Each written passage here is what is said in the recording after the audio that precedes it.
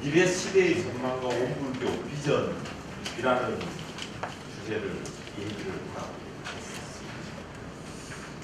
뒷부분은 제가 좀큰 자신을 노정 원장님 같이 매일 그것만 공유하고 계시면 자신 있게 말씀하시겠습니다. 저는 요거 쓸 때까지만 하더라도 산업연구소 원장으로서 쓸 때 그냥 빠삐빠삐 쓸 때 4월이죠. 4월 달에 출장을 네 군데를 그런 물리적으로 내다 보니까 비전은 좀 약하다 생각하고요. 대신에 국민들이 생각을 좀 못할 내 세계에서 어떻게 바뀌었나 하는 부분에 요점을 말씀드립니다. 그래서 저도 미래 시대의 전망, 흔히들 저희들 세계에서 메가 트렌드라고 큰 흐름이라는 큰 흐름을 전까지 그 정비된 메가 트렌드에 따라서 고불교를 어떻게 변화를 해야 될 것인가 그 나누는 말씀. 첫 번째 메가 트렌드는 우리나라에서 아마 어떤 분야에서 논의를 하더라도 이걸 맨 먼저 언급을 하는 시대가 되어버렸습니다.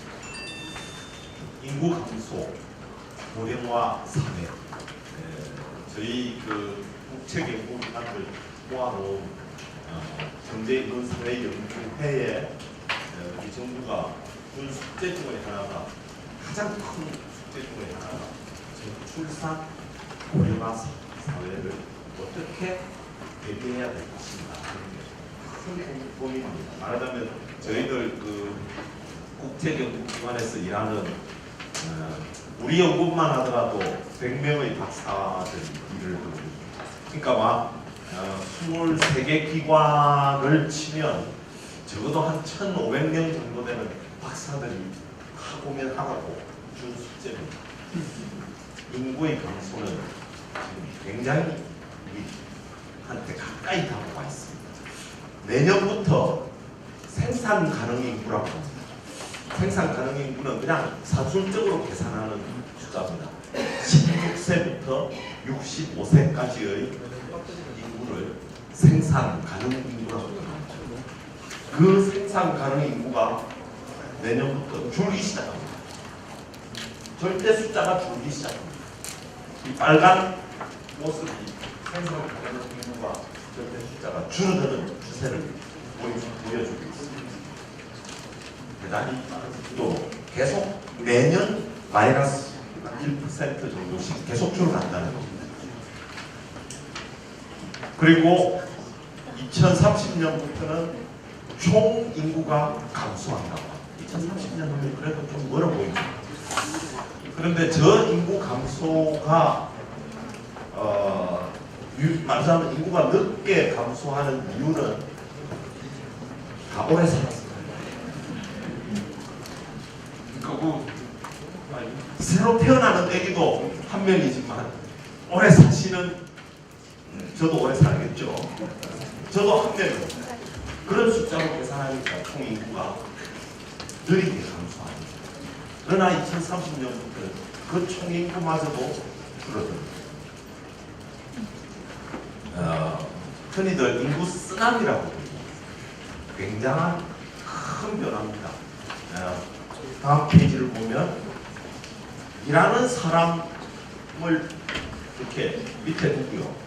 부양해야 되는 사람, 부양해야 하는 사람은 생산 가능 되는 사람들이 밑에 일하는 사람일 거고요. 그 외의 사람들이 위에 부양가족이죠. 거기다가 생산 가능 인구 중에 사실은 군대 가는 사람, 학교에 재학하는 사람, 이런 사람도 부양가족입니다. 그 비율은 지금 급속히 올라가고 있습니다. 점점 연금이 문제가 되고 있고요. 점점 우리나라 재정이 문제가 되고 있고 경제적인 큰 문제가 되고 있습니다. 사회적 변화는 다들 느끼시죠? 실버 산업이라는 게 대단한 중요한 산업이 됐습니다. 요양병원이라는 게 굉장히 모르는 가운데 지금 전국에 몇백 개가 운영이 되고 저걸 어떻게 이제 잘 관리를 해야 될까 굉장한 숙제입니다. 뿐만 아니라 이제는 의존해야 되는 데가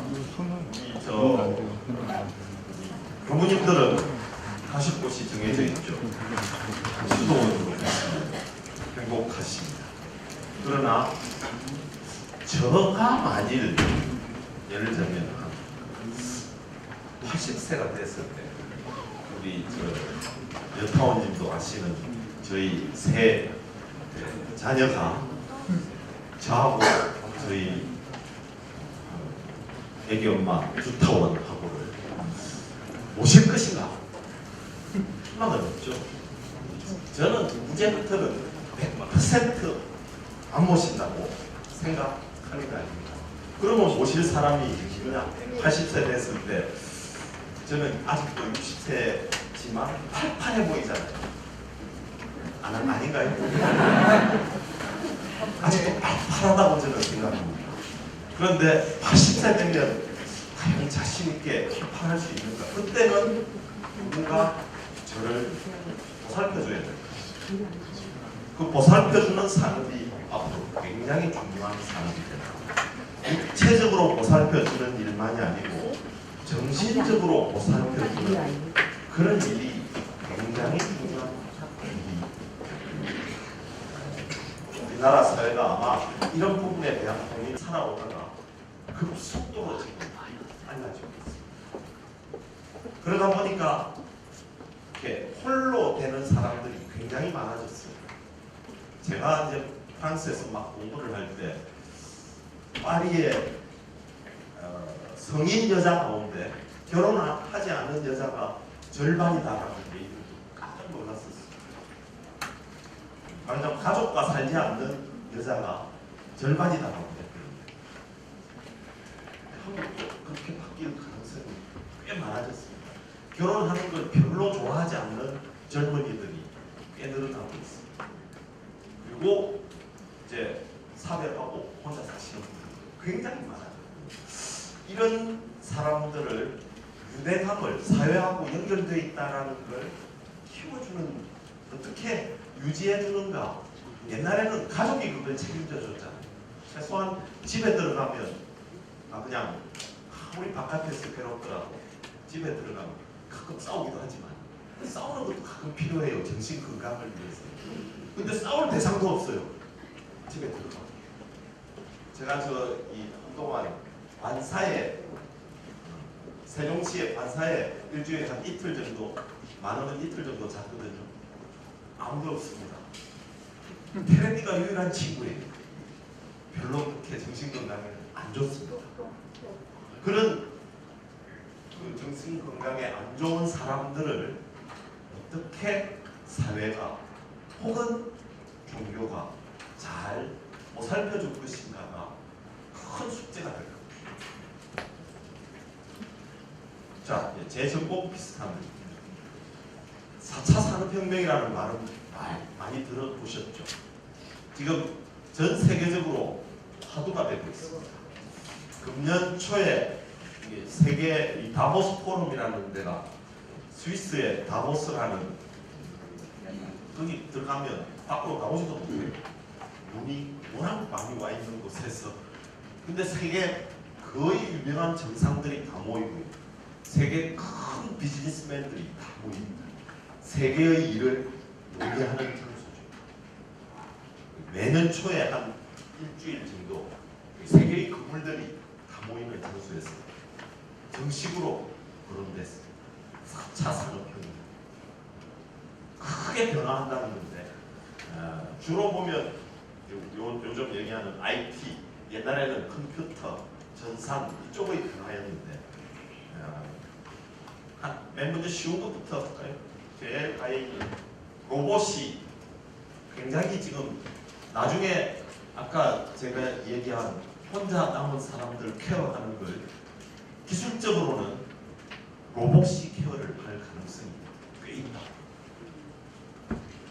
사람이 이제는 그렇게 계속 보살펴 주는 게 힘드니까 로봇이 아예 보살펴 주는 거죠. 요즘 그 서울 거리에 그냥 이 장애인들이 그냥 휠체어 타고 꽤 자유롭게 어디를 다니시는 분들이 있어요. 조정도 매우 쉬워지고 그것보다 더 나은 로봇이 그런 사람들을 보살펴주는 그런 드론은 장난감 같은 게 굉장히 지금 애들 장난 많이 했잖아요. 비행기 날리고. 그래서 그런지 중국이 제일 셉니다. 많이 날리던 사람 수가 많으니까 실력은 중국이 제일 나아요. 물론 기술적으로는 미국에서 굉장히 발전하고 있지만 저게 물건을 날라주기도 하고요. 심지어는 사람을 날라주기도 하는 시대가 오옵니다. 헬리콥터가 날아가는 게 아니고 이 드론이 나를 잡아가지고 여기서 그냥 서울까지 날아가서 올려줍니다. 체중도 없고 많아졌습니다. 가다가 중간에 잠자리 같은 것들이 서로 부딪힐까봐 겁이 나긴 합니다.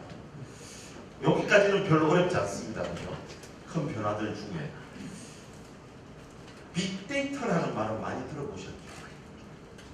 빅데이터라는 게 옛날에는 우리 각자가 하는 일이요, 각자가 뭘 하는 일이 다 조금 비밀스러운 측면이 있었습니다. 지금은 그냥 어디에 가는지, 제가 어디에 갔는지는 제 호주머니 안에 있는 지금 이 휴대폰이 저를 추적하기로 마음먹으면 어디를 갔는지, 뭐 화장실에 있었는지, 어디에 들어갔는지 다 추적이 되는 삶이죠. 물건을 사면 흔적이 다 남고요. 그 모든 사람들의 흔적들을 데이터로 만들어서 분석했습니다. 그러면 사회가 어떻게 변화하는지, 사람들의 생각이 어떻게 변화하는지, 어느 지역이 인기가 있는지, 뭐 어떤 물건이 앞으로 많이 팔릴 건지도 저 빅데이터의 분석이 그렇게 중요해집니다. 모두가 저거에 굉장히 목을 매달고 우리도 원불교도 빅데이터에 대한 관심을, 사람들이 어떤 행동을 하고 있는가를 관심을 꽤 가져야 돼요. 그 빅데이터만 분석하면 일부러 이렇게 뭐 옛날에는 설문조사라 해서 다 했잖아요. 필요 없이 사람들이 다니고 물건 사고 이렇게 하는 흔적들만 잘 분석하면 사람들의 관심이 어디로 흐르구나 하는 걸 찾아낼 수 있다. 저걸 분석하는 전공을 한 사람들의 인기가 지금 하늘을 치솟고 있습니다. 빅데이터를 분석하는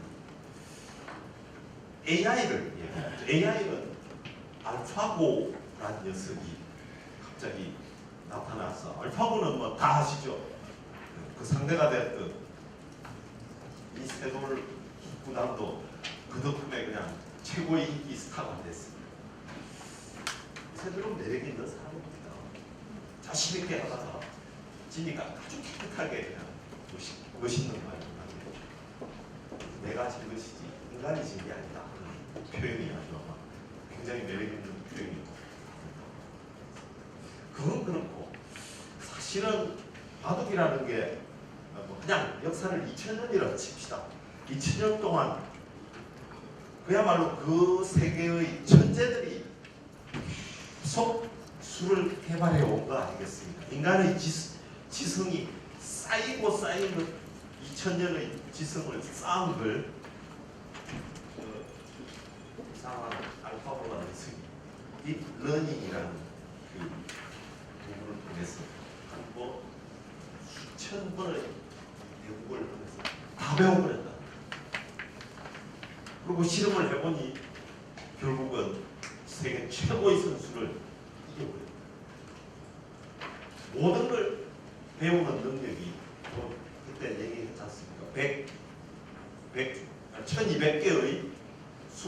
컴퓨터가 배우는 작업을 계속했다. 그게 인공지능의 세계입니다. 인공지능이 어떻게 바뀔지를 모릅니다. 사람이 하는 걸 그대로 배우는 것. 그러면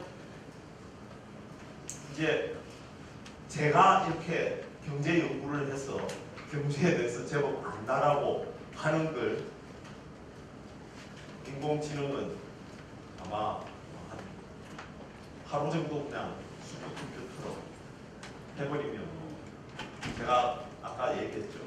40년간 산업연구원에 근무를 했는데 그 지식이 그냥 저만이 아니고 우리 연구원을 거쳐간 그 수많은 박사들 다 지식이 무서운 일입니다. 그게 Artificial Intelligence, AI입니다. 심지어는 인간은 지금 우리 얘기하는 게 미래 시대라는 걸 지금 예측을 해보려고 저 얘기를 좀 듣고 계신 것 아니겠습니까? 예측하려는 인간의 그조차도 저 컴퓨터가 알아서 다 생각하고 하는 걸 총합으로 만들어낼 수 있다. 무서운 일. 마지막 조금 어려운 게 IoT, 사물 인터넷이라고는 들어봤죠. 저걸 얘기를 많이 할 때 우리 냉장고에 들어있는 계란이 떨어지면 알아서 냉장고가 나한테 여기 알려주고, 심지어는 아예 그냥 그 장치를 해놓으면 뭐가 떨어지면 아예 그냥 시장에 주문을 해서 배달 오게 하는 걸 내가 생각 안 해도 알아서 다 챙겨준다라는 그걸로 많이 알려져 있습니다. 사물 인터넷이라는. 그러니까 모든 기계들에 다 센서가 연결이 돼 있어서 그것이 전부 또 컴퓨터들하고 우리 IT의 세계하고 다 연결이 된다는 얘기입니다. 근데 이것보다도 더 무서운 게요. 제가 지난번에 미국 GE라는 회사 회장이 왔을 때 저하고 인터뷰를 같이 제가 말하자면 대담을 했습니다. 제가 질문을 던지고 거기서 얘기를 하는 거예요. GE라는 회사는 비행기 엔진을 만들고 그 다음에 발전 설비, 이렇게 발전소에 들어가는 터빈 같은 걸 만드는 회사입니다. 거기에 모두 이 센서를 붙입니다. 그러면 어떤 일이 일어나냐면 비행기는 원래 2년만 되면 한 번씩 일주일 동안 경납고에 넣어가지고 싹 다 청소하고 다 점검해야 되는 그런 프로세스를 나중에 보면 이게 고장이 났는지 고장이 안 났는지 깨끗한데도 2년 되면 의무적으로 그렇게 안전장치죠. 근데 그 모든 거에 센서를 붙여놓으면 얘가 어떤 기후를 날 때 어떤 영향을 받더라는 걸 실시간으로 몽땅 이제 GE가 납품한 모든 비행기들에 있는 거죠. 모든 정보가 실시간으로 다 옵니다. 그러니까 비행기의 안전을 각 비행사들이 하는 게 아니라 얘 GE가 딱 컨트롤하면서 알려줍니다. 발전 설비, 발전소의 안전도 GE가 알아서 거꾸로 이걸 잘 해놓으니까 어떤 환경 하에서는 안전이 어떤 식으로 바뀔 수 있다는 공장의 모든 안전 그리고 좀 뭐랄까요 관리 이런 걸 소프트웨어로 만들어서 우리나라 공장들한테 제공해 준단 말이에요. 말하자면 모든 세상이 다 연결된 세상으로 바뀐다. 내 옷도 바뀌는 게 될 수 있어. 모든 사물이 다 연결이 되고 모든 움직이는 게 다 연결이 되는 게 정보로서 분석이 되는 세계가 된다. 무슨 얘기죠? 자, 그러면 생활이 어떻게 바뀌느냐? 제가 그렇게 썼습니다. 저도 귀찮아서 저렇게만 쓰고 말았는지 좀 몰라요. 모든 귀찮은 일은 기계가 한다. 이제는 옛날에는 지금 유럽에 문제를 일으키는 인종 갈등을 일으키는 모든 사람들은 사실은 북아프리카 같은 데서 온 사람들은 주로 귀찮은 일을 하는 중. 사우디나 중동에 가보시면 모든 귀찮은 일은 외국인입니다. 사우디 인구가 1700만이라는데 1700만 중에 진짜 사우디는 800만도 안 됩니다. 900만의 외국인이 와가지고 운전하죠. 이 상점 점원도 주인은 사우디 사람이고 상점 점원도 다 외국인. 모든 청소하고 모든 귀찮은 일은 외국인이 했는데 이제는 외국인이 하는 게 아니라 기계가 다 해요. 로봇으로 사물 인터넷으로 연결되어 있는 로봇이 뭐 집이 더러워지는 게 탁 센서로 잡히면 저절로 청소 촥 해버리고 공기도 촥 다 정화시켜버리고 그런 편리함의 극대화겠죠. 사람이 이게 그러면 역할이 뭔지가 이상해지기 시작합니다. 저도 도덕적으로 이게 과연 좋은 일인지 아닌지 고민입니다. 안전도 굉장히 향상됩니다. 모든 구조물이나 움직이는 기계들 항상 상시 관찰을 한다고 제가 얘기했어요. 속도의 시대, 판단도 빠르고 기술 진보도 빠릅니다. 이제 사람이 따라갈 수 없을 정도로 영화들이 그런 게 많이 만들어지고 있습니다. 사람이 못 따라가는 기계가 세상을 지배하는 영화들을 자꾸만 만들고 있죠. 그런 세상이 어떻게 될지 알 수가 없습니다. 무섭습니다. 인간 두뇌를 대체해 나갈 기계가 등장한다. 저는 그래서 예를 들자면 이런 사무직, 비서직, 회계직, 분석직, 저희도 연구직입니다. 그런 분석하는 일을 기계가 더 잘할 가능성이 많죠. 빅데이터 같은 걸 분석하고 하는 걸 생각해 보십시오. 수천만 건의 데이터를 사람이 어떻게 분석하겠습니까? 그냥 수천 건씩 한 사람씩 맡아도 수만 명이 필요합니다.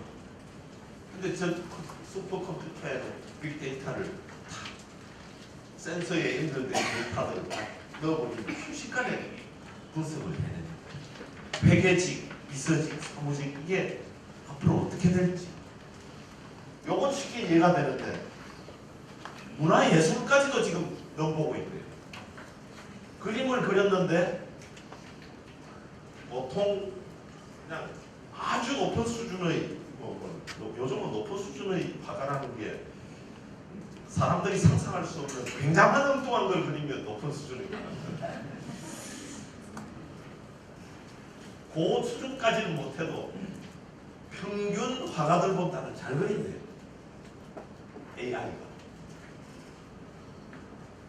AI가 작곡한 노래가 음악이 그걸 듣고 있으면 마음이 편안해지고 그런다는데 저는 육법선 회장님이 노래 부르는 게 더 그런 세상으로 바뀐다.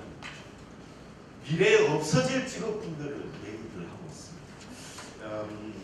3차 산업혁명이라는 게 기계화의 산업혁명 아니겠습니까? 그러면서 이렇게 근육으로 일하는 사람들의 일이 다 기계로 바뀌었습니다. 미국은 농사는 누가 짓느냐 하면 기계가 짓는 겁니다. 비행기로 씨 뿌리고 트랙터로 쫙 가져가서 다 수확해가지고 옥수수 다 이게 그냥 저절로 그냥 기계 안에서 다 솎아져가지고 옥수수 알만 딱 나오게 돼 있습니다. 농약도 비료도 다 비행기가 뿌리고 우리가 참 인간적입니다. 모래기만. 근데 이양기라는 게 우리도 들어왔죠 이미. 사람 손이 워낙 부족해집니다. 근육을 쓰던 직업군이 없어졌는데 이제는 AI 시대가 되면 4차 산업혁명이 되면 머리 쓰는 아직 제가 저기 감히 그건 안 썼습니다만 교우님들까지 대체합니다. 큰일이에요. 뭐 개방과 협업의 시대가 된다 얘기합니다. IT 발달, 4차 산업혁명이 모든 정보를 아까 얘기했죠. 그러니까 이렇게 내가 가진 인간이 가진 어떤 비밀스러운 측면이 많이 사라져버립니다. 요즘 뭐 무슨 뭐랄까요, 뭐 뇌물을 받았다 뭐 이런 거에 걸린 분도, 혹은 뭐 이렇게 폭행을 한 것도 전부 CCTV만 보면 보이듯이 이 흔적을 추적만 하면 자기가 어디에 가 있었다는 걸 감출 수가 없어요. 전부 모두가 정보가 개방이 됩니다.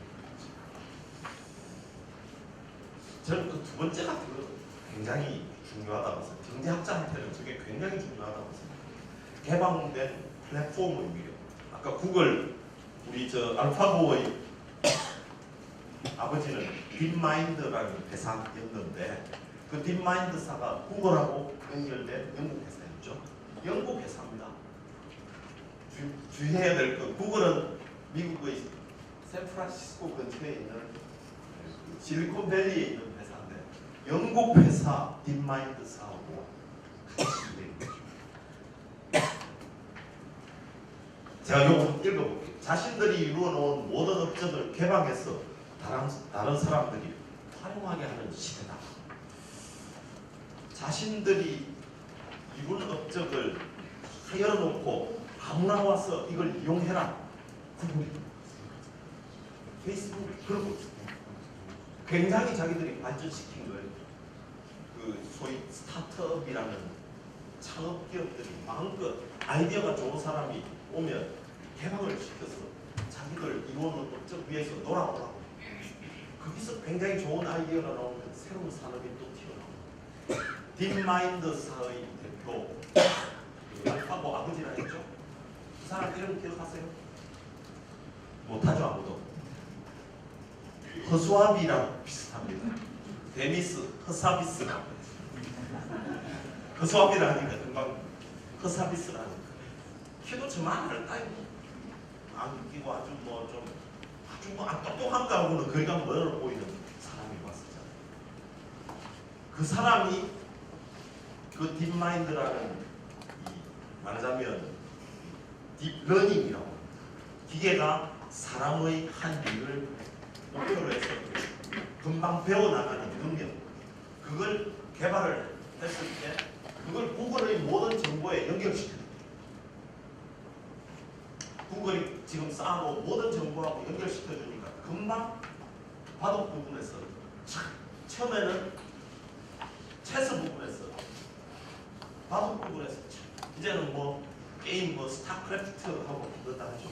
그게 다 러닝의 사람이 생각하고 사람이 축적하는 능력을 잘 배우는가 안 배우는가 시는 데 불과합니다. 바둑 그 컴퓨터가, 그 AI가 바둑 잘 둬가지고 뭔 일이 있겠습니까? 그 다 실험이에요. 실험을 해봤는데 확실히 한 부분에서 인간이 수천 년간 쌓아왔던 걸 순식간에 배울 수 있다는 걸 증명을 해버려요. 자, 이렇게 스타트업들이 막 구글 근처에서 놀고 그러면 나중에 거기 우리는 겁나는 게, 삼성이 모든 자기가 이루어놓은 걸 그대로 놓았을 때 누군가 와서 삼성 기술을 이용해가지고 뭘 만들어가지고 딴 데로 가버리고, 뭐 경쟁사 LG로 가버리고, 그건 우리나라에 있으니까 우리는 덜 억울할 건데 중국으로 들고 가버리고 이러면 어떡해. 그런 겁이 나잖아. 그게 겁이 안 난다는 거예요. 구글은 어디로 가든 상관없다. 결국은 연어처럼 저기들이 자꾸 업적을 쌓아놓으면 돌아와서 자기 파트너가 될 것이라는 자신감이 있습니다. 그래서 실리콘밸리 자체가 거대한 영어로 오픈 플랫폼, 열린 놀이터입니다. 심지어는 실리콘밸리에 가보면 어느 회사에 연결된 곳에 그냥 약속만 되고 나면 통과하고 나면 뭐 회의실에 이런 과자도 다 준비되어 있는 게 비어있는 회의실에 가서 그거 먹으면서 모두 오픈되어 있다. 협업의 시대가 왔습니다. 말이 길어지면 안 됩니다. 자, 삼성은 우리의 대표 선수입니다. 그래서 제가 달래줄 것인가의 원불교가 굉장한 초점을 맞춰야 된다. 지금은 청년교와 그걸 안 했으면 안 되죠. 그렇지만 사회적 문제가 될 소지가 저분들이 많으니까 어떻게 사회와 연결시켜주는 역할을 원불교가 해요. 여가가 많아지는 아까 전부 기계가 몽땅 다 해준다는데 사람은 뭐 해야 돼요? 잠시 아이디어만 조금 주고 나서 그 다음에 맨날 놀아야 될지 모릅니다. 제가 저 원장 탁 놓고 나서 지금 한 3주쯤 됐는데 요 3주 동안 그래도 남은 회의들 많아가지고 오늘 또 조찬을 하고 왔습니다. 우리가 좋습니다. 여가 많잖아요. 그러면 자기 공부하는 것도 하고요. 그동안 미뤄놨던 못하는 것도 우리 저 애기 엄마랑 이틀간 평일날 저기 강원도를 이렇게 갔다 오니까 교통도 편하고 그 여가 많은 사람들을 선교가 마음 끌어내는 게 이제는 중요한 일이 됩니다. 종교의 기능은 저는 굉장히 중요한 일이다. 원불교 교단도 개방과 협업에 나서야 된다고 생각합니다. 저는 지금까지 우리 교단이 좀 강하면 뭐든지 다 해보려고 하는 경향이 있다고 생각합니다. 뭐든지 조금씩 다 해보려고 하는. 이제는 우리가 강한 걸 찾아내가지고요. 다른 종단과도 협업을 예를 들자면 사회를 이렇게 좀 달래주는 역할에서 다른 종단하고도 힘을 합쳐서 하자라고 우리가 그런 제안하는 대로 우리가 또 선수인 것 같아요. 말 안 들으면 다른 종단하고라도 하더라도 다른 사회단체하고도 협업을 서로의 장점을 좀 나누어서 협업을 하는 그런 구조로 그리고 제가들도 많이 활용해야 된다는 얘기는 당연히 중국 교화의 중요성이 미국 교화하고 이런 쪽은 굉장히 많이 생각하는데 저는 우리나라에 주는 의미는 이제 미국보다 더 커질 가능성이 크다고 생각합니다. 적어도 우리 생활 속에는 중국 동포와 중국인들을 안을 준비를 우리가 해야 된다고 생각합니다. 어쩌면 인류라는 것하고 같이 원불교가 생각하는 저는 저 중국의 도시들 출장을 가면 아침 일찍 일어나서 그냥 한국 공원들 막 돌아다니는 게 취미거든요. 제가 나무 박사입니다. 나무도 구경하러 다녀야 되고 이러니까 막 돌아다니는데 공원에 가보면 이런 거 많이 해요. 중국인들 굉장히 거기에 관심이 많은 사람들입니다. 우리 선과 연결된 기체조 같은 게 어떤 문화로서 한국의 문화로서 좀 들어갈 수 있을 소지가 있지 않나라고 아까 우리 조인국 교수님하고 얘기할 때 그런 얘기를 했던 것 같습니다. 중국 교화는 중국 사람은 우리하고 닮았으니까 우리가 해도 된다 이렇게 생각하죠. 인도 교화는 우리 원 교무가 인도 사람 몇 사람 정도? 두 분이에요. 독일에도 한 분 계시고 그러면 그쪽 말씀은 한 5명쯤 되네. 그렇게 인재를 키우는데 중국 교화를 준비할 때는 중국인들을 인재를 키울 생각해야 됩니다. 이제 세계 교화로 나갈 때는 우리 스스로도 해야 되지만 우리 민주 총국 만들 꿈이 그거 아닙니까? 미국 정법사가 만들어져야 된다고 생각 안 해요? 교정 원장님 정도는 미국 사람이에요.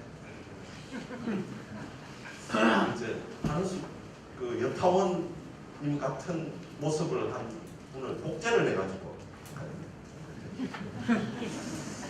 그런 그 준비를 인재를 그렇게 키울 준비를 해야 된다고 생각합니다. 마지막으로 다 이거는 미래 시대에 대한 적응을 하는 거지만 저렇게 많은 큰 흐름들 보면 대종사님이 걱정하시기에 그러죠. 사람의 위치가 없어질 가능성이 있을 세상이 열린다는 거 아닙니까?